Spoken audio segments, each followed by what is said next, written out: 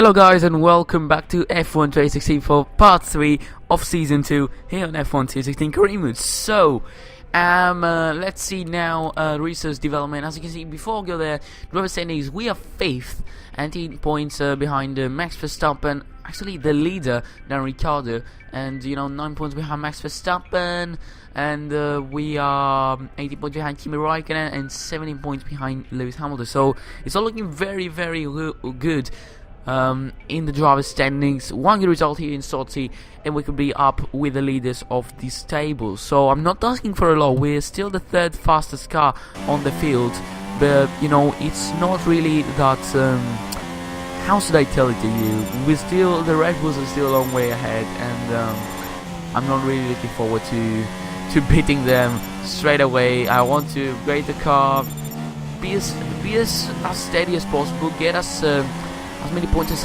you can, and then as we go through the championship, then as upgrading the car, then I'm gonna be able to fight them more. But already in the practice station, as you can see, on the track acclimatization test, we have been successfully completing every single test. As you can see, even the time management test, we've just started it out.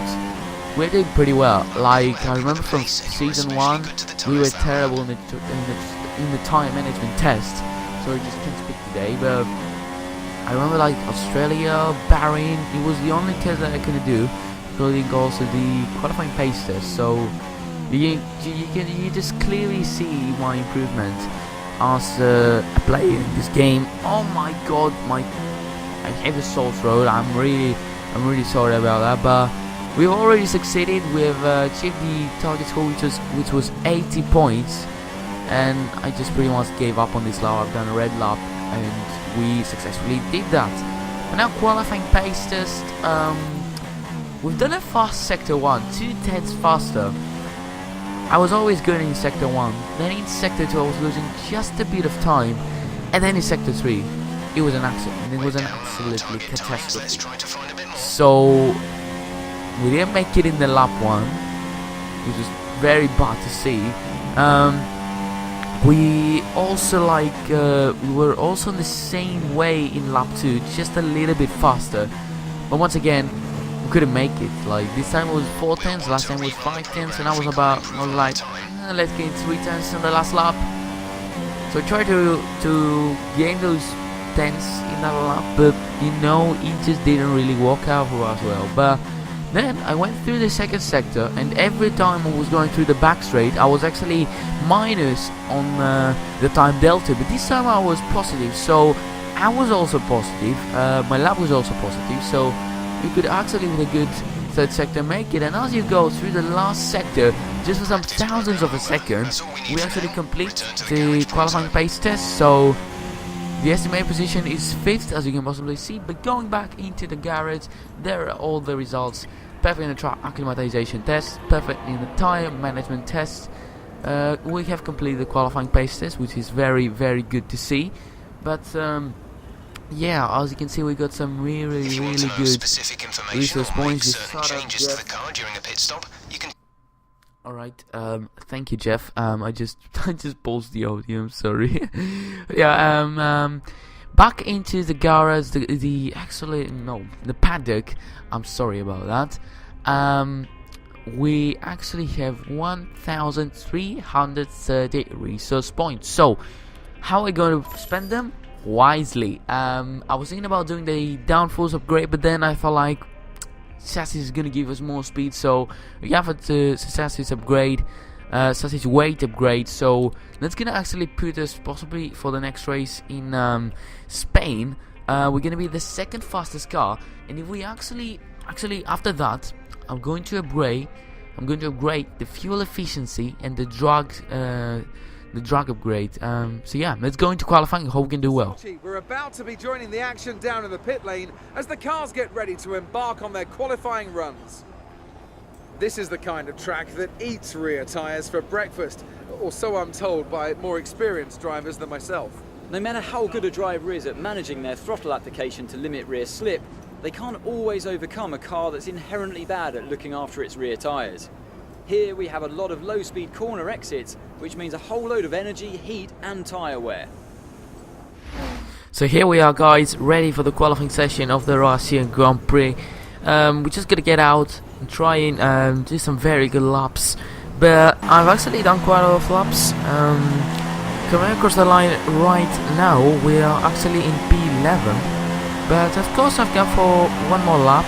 As you can possibly see, there's still time in the session, so already not that fast in this straight. Don't really know why, but going through the first sector, we're gonna get some huge amount of time into that first corner. We've taken it much better than the last time, but yeah, I've done quite a lot of laps. This is I believe my second best lap I've done. And as you can see, of course, as I have already told you, we're still in P11, and we've done a fastest first sector, 3 times faster than possibly Max Verstappen, I bet. But you know, through the second sector we take very nicely those corners, slow in and fast exit, fast out, slow in, fast out. You know, you have to do those things. That's what we're doing right here, and we've been actually setting a very nice lap. We have been 8 tenths faster than our last personal best lap. So going across the final corners and across the line, we're going to be started in P2, so it was actually perfect qualifying lap. I wasn't going to do any more laps, but I went out on a new set of super softs. I tried to beat pole position, but then that happened. Daniel Ricciardo has got us, and I actually expected it to happen because I was like, oh, I'm between the Red Bulls. That's amazing. What are we going to do now? But I continued my lap because it was pretty decent, you know. We were something like 2 tenths faster than our last personal best, but go to the last corner now, across the line to cross the line for my fastest lap. Excellent lap. That was We're it. pleased. And we're still in P3. Very good job. But yeah, I think I'm gonna get used to P3 for now.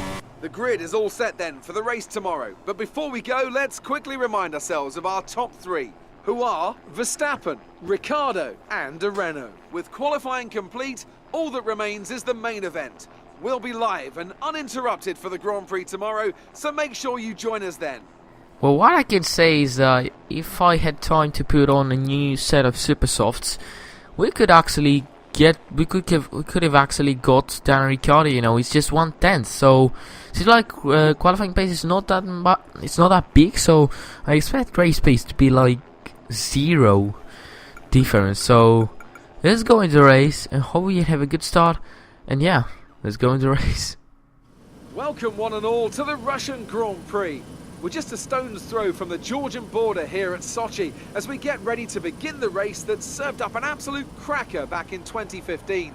A last lap collision between Kimi Raikkonen and Valtteri Bottas sparked controversy in that race, so let's hope the racing is just as tight today. Built on the shores of the Black Sea, the Sochi Autodrome is a 3.6-mile tour around some of the venues built for the 2014 Winter Olympic Games. Close barriers may make overtakes more challenging, but with 56% of the lap taken absolutely flat out, we certainly won't be wanting for pure speed. A fitting arena then to do battle at the pinnacle of motorsport. I'm joined again today by none other than Anthony Davidson.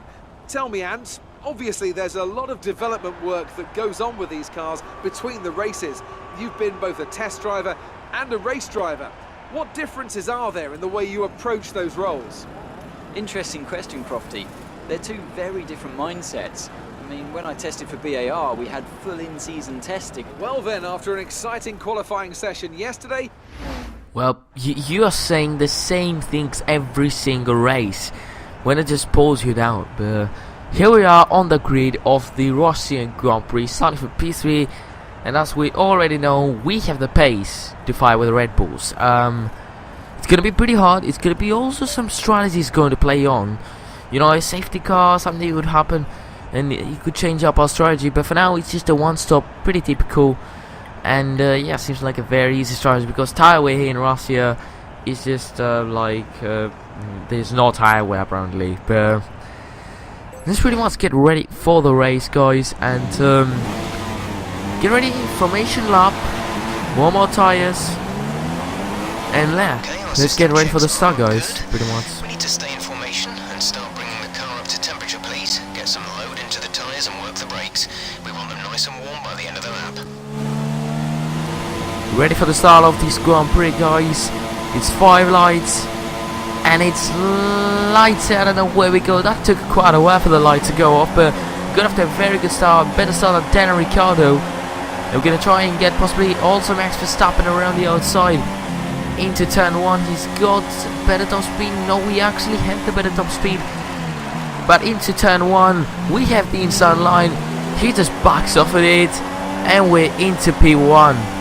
What a wonderful start to this race, but what I saw on the minimap is that my teammate, who actually was starting at P7, is down in the back of the grid and he is holding a huge train of cars. And that means that he might have just been into a collision. We don't know what type of collision, but we're just gonna keep on our race. Unfortunately for our teammate, it's not gonna be an easy race for him. He has to revive all this position and to get back into the points, but just keep on up, build the pace.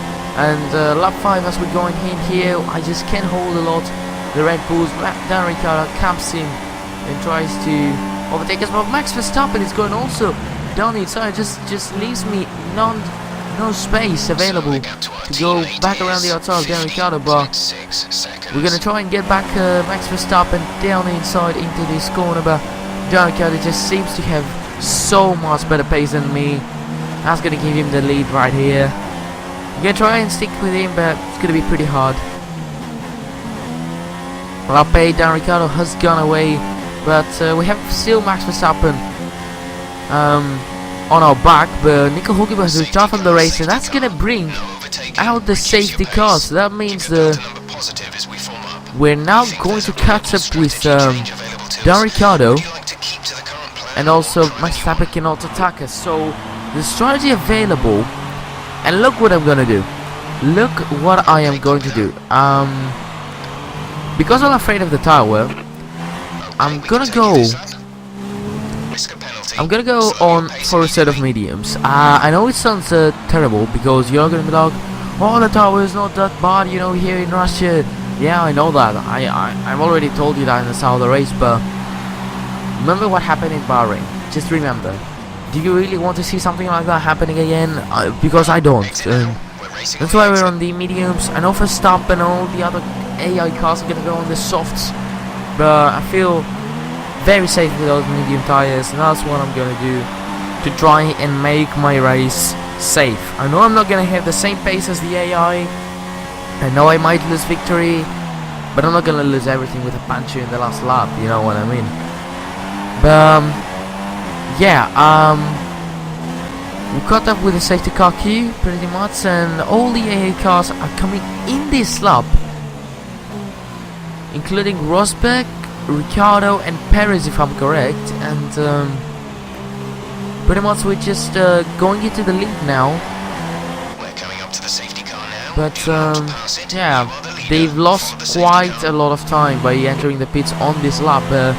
What I know for sure is that we are for sure going to have quite a lot of we can use our tires till the end of the race. That's the most important thing, because we're also gonna get some fuel and push the Reeds mix in the end of the race. You know, we're also not going to damage any at all our tires now that we are behind the safety car. You see, only 1% in 2 laps. So yeah, we could have been in the softs, but you know,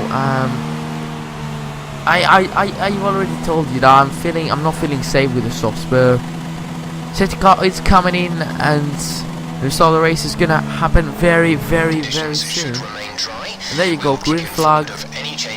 Let's start the race. We missed the apex into this corner right here, but I hope that's not gonna let us stop and attack us. But yeah, just restart the race into P1. Let's try and defend now from Verstappen. Like, we don't really have anything else to do at the moment.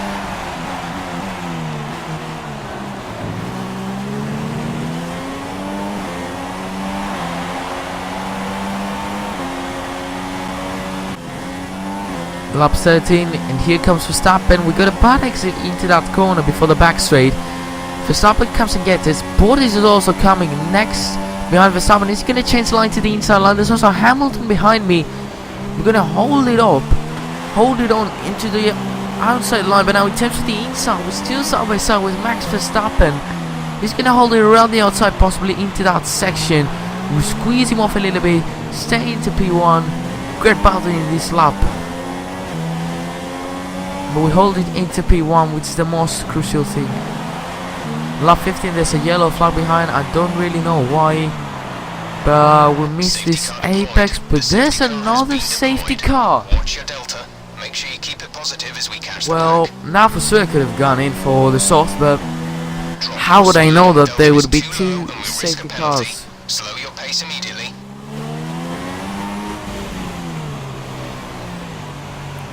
But yeah, safety car is in. We just that's good because we're not losing any tire. We're already on 10%, but we might could have gone on for the soft tire because of that. But you know, it was my strategy. I protect it, and now we have saved out quite a lot of fuel, so that means we're gonna be on race reps very soon. But we still got Verstappen behind us, and then McLaren, Honda. I'm gonna tell you something about McLaren. If we ever leave Renault, McLaren is gonna be my first choice. They're building an absolutely amazing team. They have actually the best car possible. They have a lot of resource points to spend, and what I can say is that they have the best car I have ever seen in terms of everything after the Red Bulls. But we're now just stop talking about the McLarens and get concentrated on that battle with Max Verstappen. Going side by side. He's now on the inside line. Is he gonna hold it? Yeah, he is. Yes, he is. Side by side with Max Verstappen. He got us. Oh, try and get him down inside. We make contact, wheel-to-wheel contact. Sorry about that, Max Verstappen. Which is like back into the racing line. Verstappen goes down the inside of me. I think he's lost a bit of his front wing. He squeezes off. Nice play there by Max Verstappen. He's done the same thing that we've done to him, but now onto the start-finish straight. We're going to try and get Max Verstappen back into the start-finish straight with 5 laps remaining. Yes, you've had it right, 5 laps remaining, and we're having an epic battle for the lead of this race. So it's looking very well for us, but it's not looking very well in terms of Verstappen because he's right behind us. He can easily get us whenever he wants. Now onto the back straight. Down the inside he goes. We try to squeeze him as much as possible in order to not give him any room at all. He holds it around the outside in this corner. Side by side is going to be to the last sector, the final sector. Now through this corner, he actually backs it off. He can hold it around the outside, and that's going to give us back the lead of the race. Lap 24, 3 laps remaining. 3 laps remaining, and Verstappen is still fighting for that first place. He just doesn't have any of me. But Bottas also goes down the inside of me. We try and hold it into the inside line. A bit of a lock-up right here, not that much. Didn't saw any smoke here, but we're still into P1 with Verstappen behind. We lose the apexes. Okay, we run wide into this corner, and that's gonna give Verstappen. Oh my god, he just bumped us there. Possibly I went to the truck back I went back to the truck pretty dangerously, but Verstappen just bumped me on my front wing right here. Fortunately, we didn't lose any parts there. But is he going to overtake us sooner or later? He's gonna try and make possibly a move there. Down the inside into the back straight once again. That's the move that he wants to try it, but he just quietly can't do it. We run a little bit wide. Is he gonna make the sweeps back here? Unfortunately, he can't. Onto the start finish there. That's probably going to be the last chance for Verstappen to get us. Is he going to make it? We try to squeeze him off. He goes down the inside. Around the outside of the racing line we go. Are we gonna get him? Yes, we are. And we're into P1. Back into P1. Crazy battles with Max Verstappen. Absolutely insane. 1 lap of fuel remaining. Onto the back straight. That's probably going to be the last opportunity for Verstappen. Is he gonna get us this time? Down the inside, we try and hold it on. He once again runs wide, and he just quietly can hold it. Could have been an easy victory for Verstappen, but he just quietly can hold it. Also, if I'm correct, I see my teammate into P5, so he's doing very good. If he has the help of the DRS, he could get into a podium position, but you know, I don't really have anything to add. Verstappen can't attack us onto the back straight for this final lap. And from now on, it's an easy job for me. Last sector of the race, last lap of the race, the strategy paid off. I don't know if I could have worked out with the soft tires, but there's only one thing that's for sure. We've done everything we could, qualified third. Done a pretty good race, we controlled the pace, we defended very well. And we also got into the pits at the right possible time, but go around the last corner, into the start, finish straight, on across the finish line. It's a win for us in this season too. Another win. Absolutely brilliant. Absolutely brilliant. Let's just celebrate. Amazing win. Get in, lads. Second win.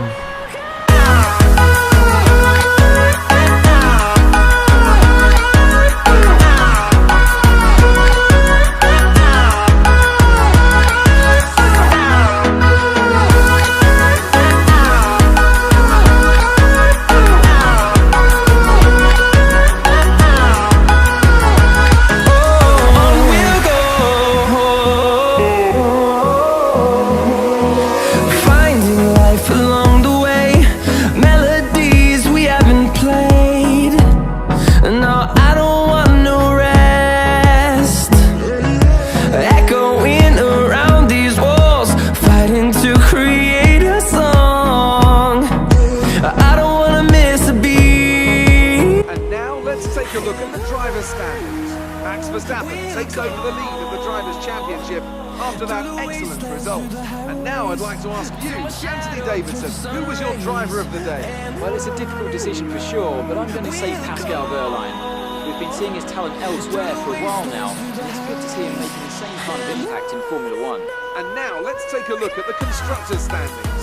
Red Bull have extended their lead over the championship.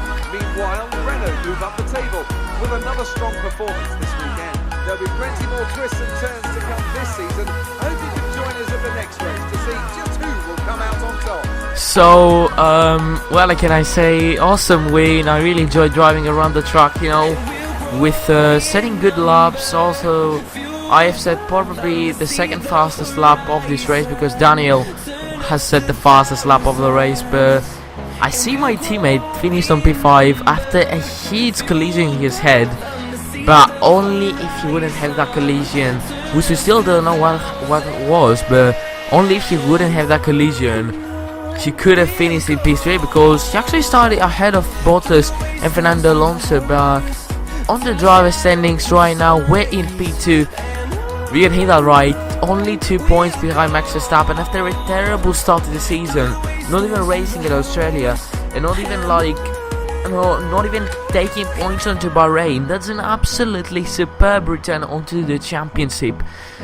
But constructor standings, we have now a 37-point gap from Red Bull Racing. So it could go well, it could go bad, but for sure we're going to get Scuderia Ferrari. Because they're just 4 points behind, they have a slower car. But yeah, that was it for today, guys. If you enjoyed, smash the like button. If you haven't subscribed, subscribe. Follow me on Twitter and Instagram. Ask me anything you want to ask a fan. But yeah, until next video, guys. For FIFA 17, I'll see you next time. Goodbye.